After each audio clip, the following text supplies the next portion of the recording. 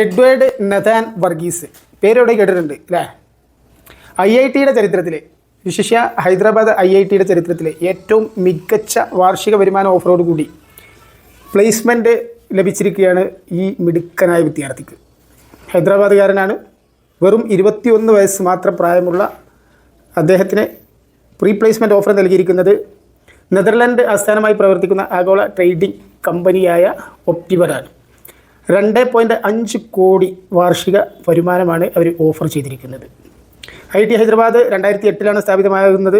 IIT ഹൈദരാബാദിൻ്റെ ചരിത്രത്തിൽ ഇതിനു മുമ്പുള്ള മികച്ച ഓഫർ എന്ന് പറയുന്നത് 1.1 കോടിയായിരുന്നു.